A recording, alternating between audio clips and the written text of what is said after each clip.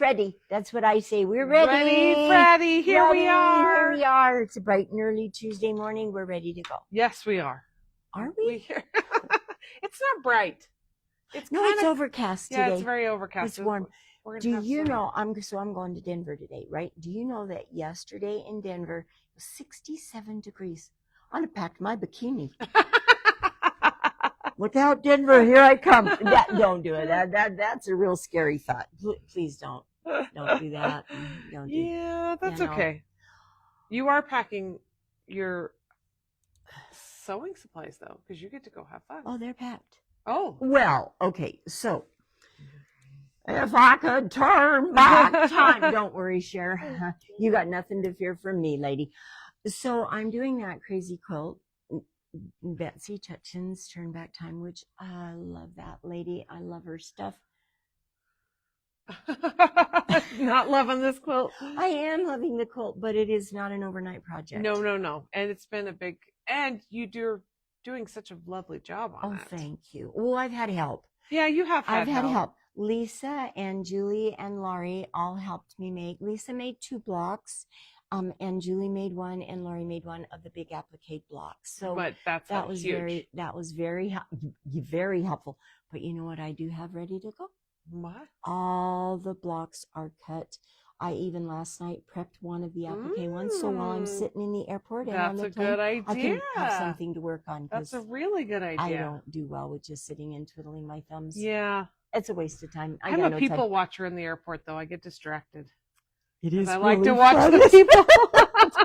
Oh my gosh. I don't even remember. I want to say, I think I was in Salt Lake getting ready to go someplace. Oh, there was a lady in there that. Oh. Maybe a little too much. She was staggering all over and yelling to the security. Finally yeah, I bet they did it. I was a little uncomfortable. Yeah, that's not good. I like to watch when those little kids are trying to drag their big suitcases with them. And now that's fun. But watching poor drunk lady be escorted, that was not fun. No, she was. When I traveled for work many years ago, feels like a lifetime ago, because it was my daughter's lifetime ago, because I stopped traveling when my oldest daughter was born. I would read. But I couldn't read. I could read on the airplane, but I couldn't read in the airport because I was too much. It was too much, too busy, too many people to watch. So, but I would read on the airplane, and I read some good books. But one time I read a really sad book, and I just was sobbing. And I feel like the people around me were going, "Are you What okay? is wrong with that? It's just the book. It's just my reading materials." Yeah. So I'm flying Southwest, right? Yes. They've changed things. Did you get a assigned seat? Yeah. Okay. What'd you get? I got 25E. I'm a middle seat. So you know what they're doing. So you can pay to upgrade to have more leg room or a window or an aisle seat. I'm not paying you. I don't care. I'm traveling by myself. You can put me in the middle all day long. I am not paying that extra fee. And you don't get any checked bags for free anymore either. No. So guess what? Mine is all stuffed in my carry-on. I packed very frugally. There you go. I cut out all my parts before I go so I don't have great big pieces of fabric. Yes. I have the stuff in there. Good for you. Good for you. Yeah, things are changing. A small suitcase. Well, I'm just glad you're not flying to Mexico. Oh, no. If I were flying, I'd say no. I know that's scary. So scary. So last night on the news, they interviewed a lady from Utah that's stuck over there. And she said it was so scary. So she said she went down and she was looking out in the water, watching all of these whales, right? Oh. And there were all these people down there, but nobody was looking out at the whales. And so she's yelling at them, "Hey, you guys, did you just see those whales?" And they yelled back at her and said, "Hey, lady, do you see that smoke?" Oh, yeah. The bombs and gunfire going off. And so scary. I think I've heard things are calming down. They're trying to, but I don't know. I'm hearing different things from different sources. So you don't know what to believe just yet, but hopefully. Don't go to Mexico right now. I know. I'm not. Denver's probably okay. I think you're probably okay. Denver. I don't think they killed any drug lords. They might have. Yesterday or today. Well, please don't. Yeah, if I get there and I see smoke and gunfire, I'm not leaving the airport, guys. There you go. I'm gonna hunker down in the because there they have the what are they called? The shelters where you can go in some of the bathrooms where they're like the bomb-proof tornado and Yeah, like I'll, a weather shelter. I'll go ahead in there. There you go. I'll be safe. I'll be safe. Go lock yourself in a stall. See how long you can stay there. The stalls in the Salt Lake airport are huge. They are. You can almost lay down and take a nap. I mean, I wouldn't want to take a nap in a bathroom. On a bathroom floor. But it's nice because you have your suitcase and you have your stuff. Yeah. So I have gotten into some bathrooms with my suitcase, and honestly, I've had to straddle the toilet to get around and get the door closed. Get the door shut. Because you don't want to leave your suitcase outside. No, you can't. Because somebody might put something in it, and then you get in trouble. Yeah, then you get in trouble. Oh my gosh. So this morning, I thought briefly of taking a picture of my sewing area to say I have no business commenting on what we're going to talk about today. But I decided, maybe I better not do that because you know what? First of all, I'd embarrass myself and my children. Second, somebody might call hoarders on me. So I have no pictures to show you. Yeah. But it's pretty scary in there. Because I've just been throwing everything because I've been cutting all this stuff. Well, yeah. And that's, so we want to talk about organization. We do. And going through things and sometimes releasing things and sometimes just finding a better way to organize things. But during a creative process, it does get messy and it needs to, because you need to see what you've got. You need to, stay focused on one task and not do things. But every once in a while, we got to hit the pause button. And find stuff. And so organize. When I'm cutting stuff, though, I cannot stand to leave my rulers out there on my cutting area as I'm cutting pieces because they get buried under stuff. They and then do. I can't find them. So that is one thing that I do have to do. That is my one thing that I have to do to stay organized while I'm working on a project. So as soon as I've done with that ruler, because I have a little ruler rack that's just right on the end of my cutting table. So as soon as I'm done with that ruler, pop, it goes right back in that ruler rack. And then when I go to cut my next pieces, I can find them. Yeah. Because otherwise they might get put over here where hoarders need. and then they're never found. Yeah.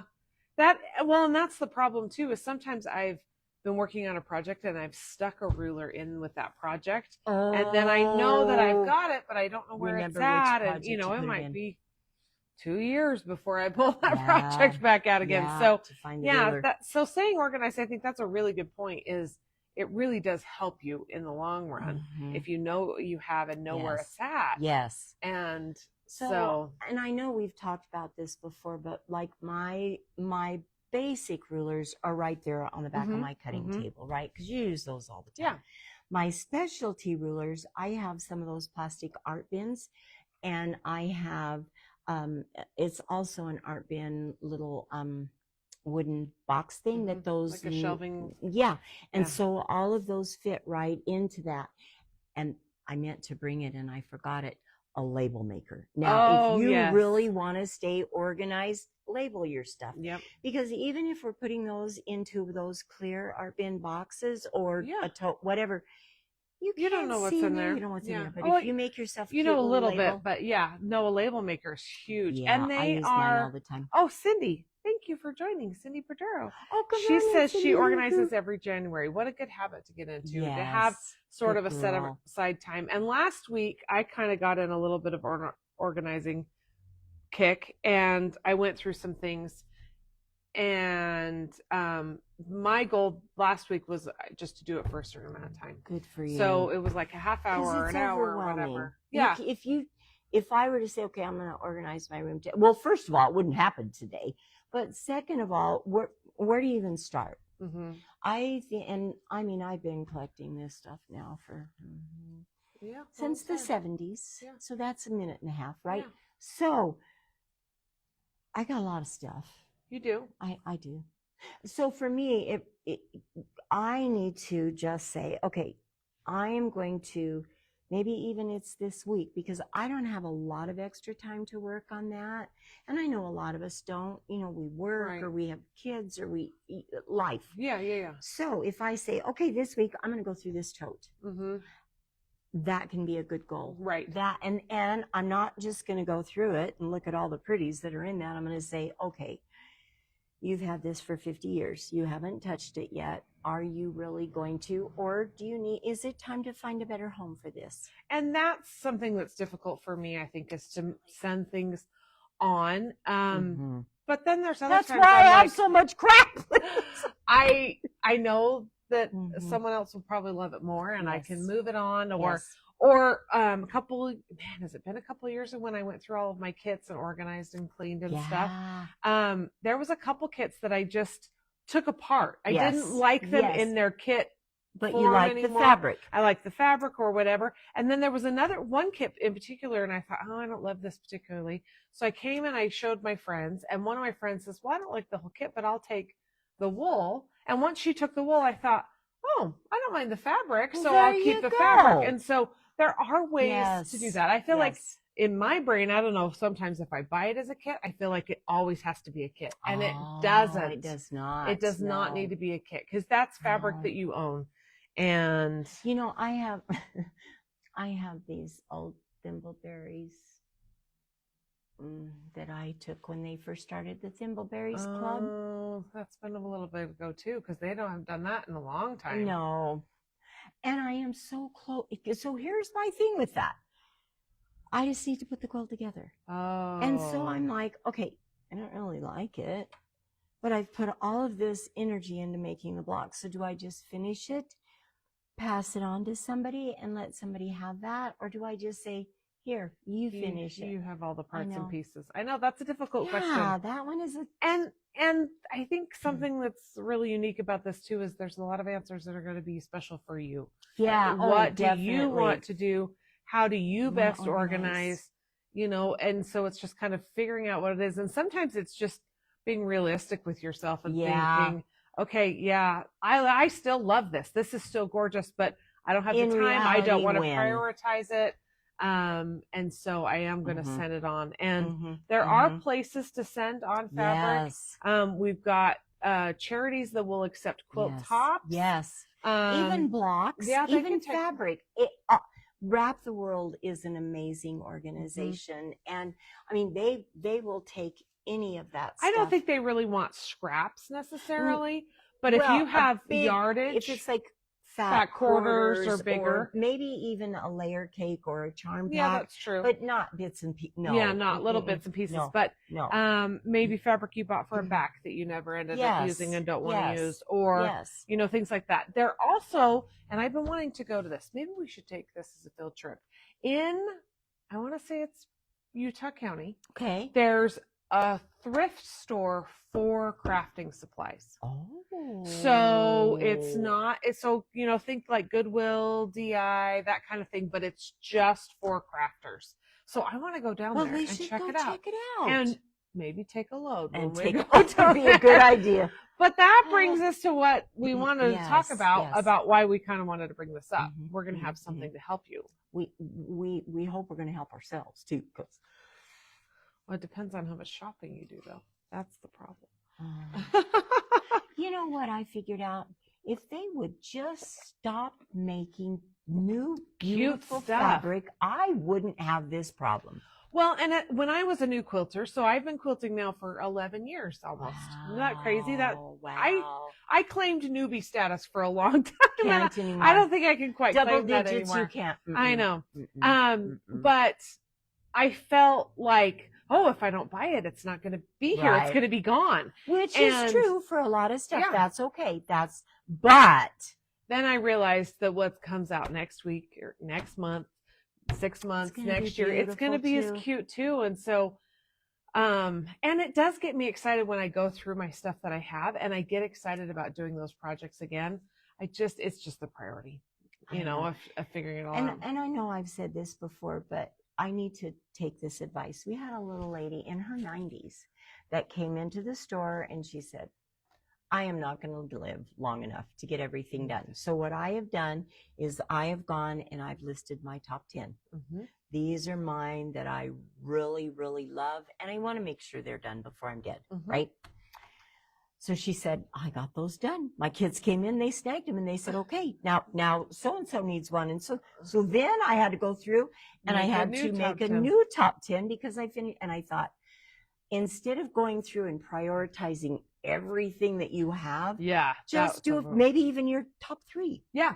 I mean, just if you can go through and just organize yourself just a little bit and you complete those tasks, that is so rewarding. And to me, it's motivating to move on to the next one. And the next 3 one is the kind next of 10. Yes. Look what I can do.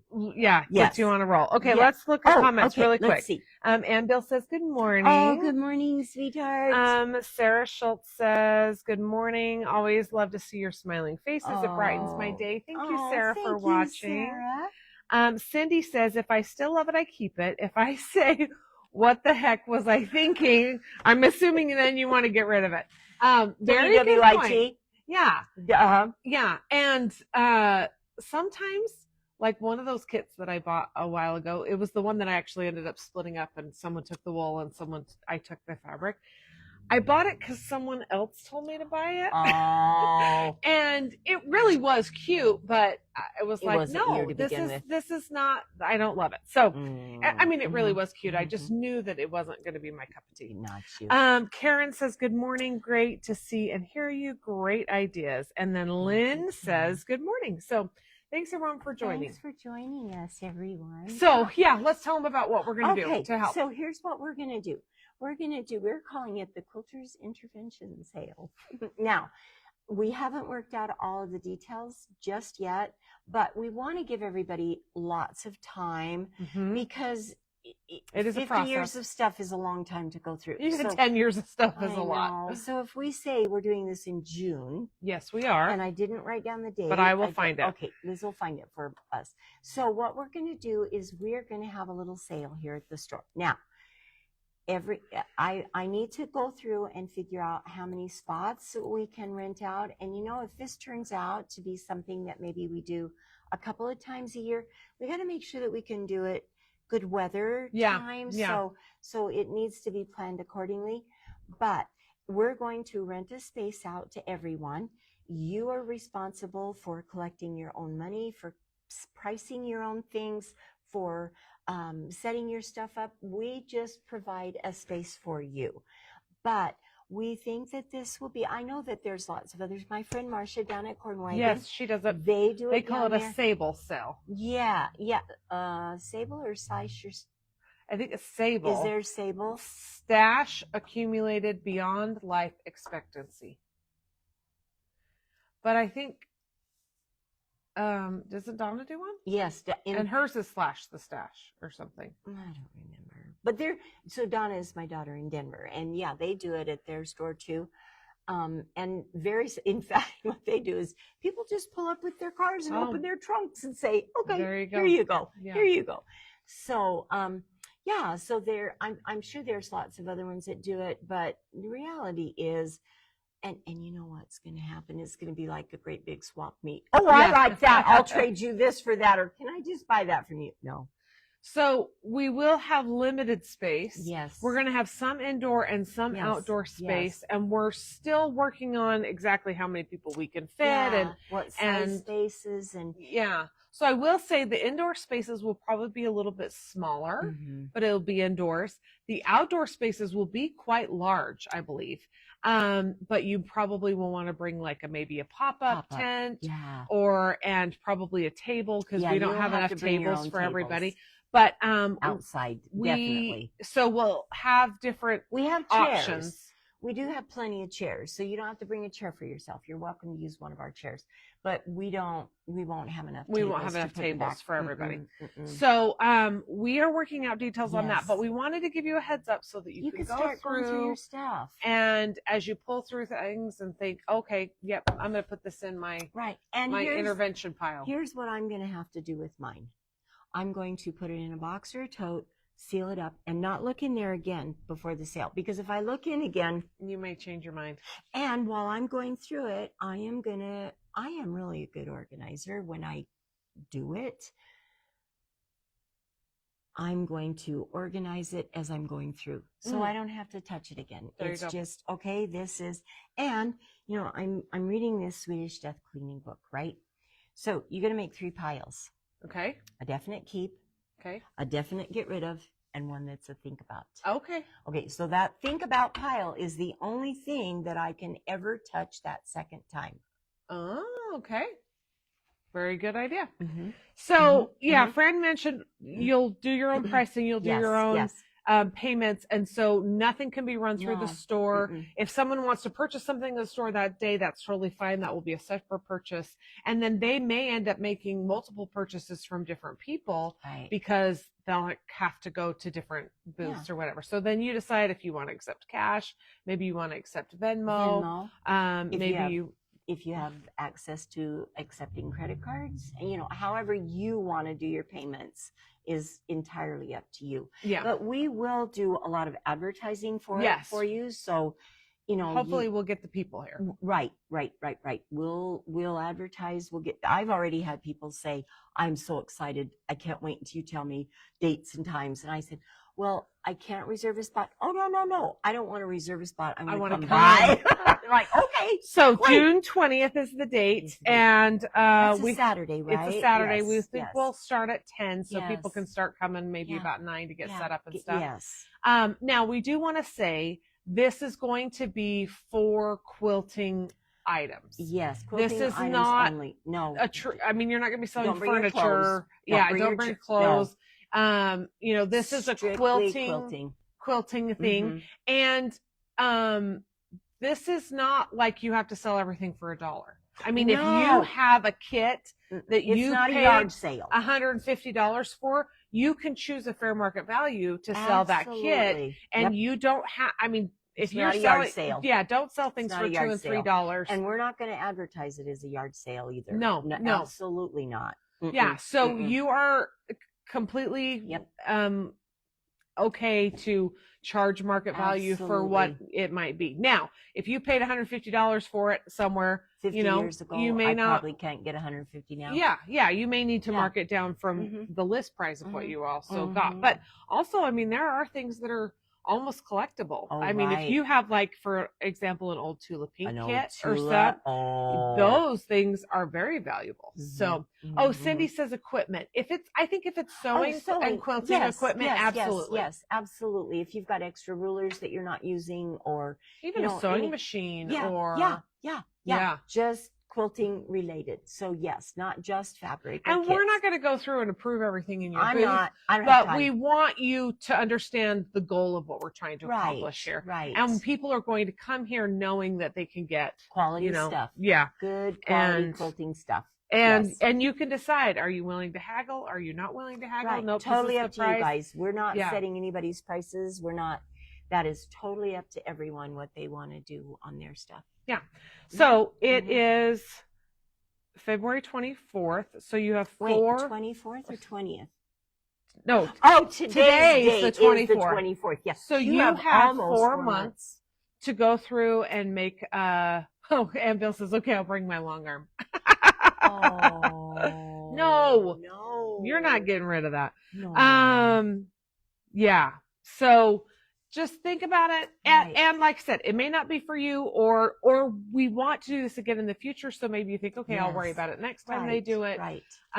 But if you just want to come shop, we need shoppers too. Yes. So you don't have to come and have a booth. So this is what we're working on, and we are still working out details. We'll get details to you sooner. We will. Rather than later, but we've got a couple of things that are just and if we end up with a lot of people that say, that want to sign up and we don't have enough room, we can schedule another one. Yes, we can. So, because part of the thing is, now I've spent 4 months going through my stuff and they don't have room for me. Yeah. Right. So we're going to do our very best to accommodate everybody that wants to do this. And if you don't get in this year and it's super successful, hey, we've already gone through our stuff and we're ready to go for the next one. There you go.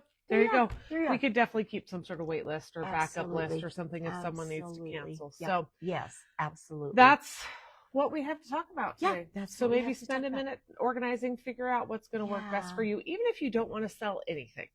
Just spend a minute organizing. because it's so much easier to find your stuff. So I lost a book the other day, of an important book. Oh, it's my little one that tells me, okay, what size do you have to cut for setting triangles and what the diet. That's a very important book to me, and I'm really good to put those back.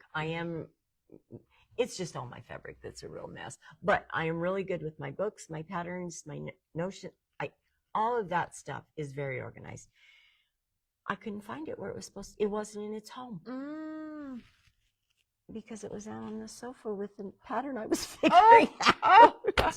I found it, but it wasn't in its place. But you took a minute looking for it. I did. I'm tearing up my sewing room. Yeah. Well, and I've got to go home and finish. So that bug that I was telling you I got last week, I left some things half organized. So I've got to go finish those, but maybe not today. I got to take a class today. I'm excited. It's Tiny Club today. Oh, so, it's tiny. Oh, which will be starting soon. Yeah. So I guess we better hurry up. We quit our need to be yak done. and We need to be done. We need to be done. So I am going to go to Denver and I'm going to sew like the wind and work on turn back time. Oh, my goal with that is to have it done for Shop Hop. That's exciting. It's a lot of work still to do. Yeah, but it's. Yeah, you're gonna get a lot done this week. I know you are. I hope so. I know you are. I did tell Donna I would help. So if she needs help, I may not get as much sewing in, but we'll see. We'll see. We'll see how it all works out. Yeah. We just do the best we can do today and wake up tomorrow and do it again. And do it all over again. Same stuff, new day. So we thank everyone for joining us. We hope you have a great week, and let us know next week if you were able to maybe go through and do a little bit of order, and what some of your great tips are, how you organize, because we could all use. And so one of my friends came in the other day, and Mary that works here at the store gave her a whole bunch of scraps, and she said, I went through that whole big bag and I cut everything into squares. So she cuts her scraps into pieces. Now, Lori Holt does that. Well, but way even before Lori Holt, leaders in it, Bonnie Hunter. Oh, Bonnie Hunter said to do that. Well, so I did it with a little bit of stuff, and then I thought, well, wait a minute. What if I really wanted to use that piece that I've just cut into a 2.5-inch strip that was really 3 inches as a now I can't. Right. So that's my problem with it. It's not for me, but it works fantastic for some of you. And it did for Shirley, because she's like, I took that whole bag and I cut that whole thing up. So now I don't have a bag of just thrown in pieces of fabric. Now they're in, and she said, I don't do them by color. I do them by size. There you go. So that was a good tip for organizing. Yeah. Yes. Well, have a great week, everyone. And we'll be right back here again next week. I think we will. I think we will too. Thanks for joining, guys. Bye-bye. Be kind to each other these days. We'll see you soon. Bye.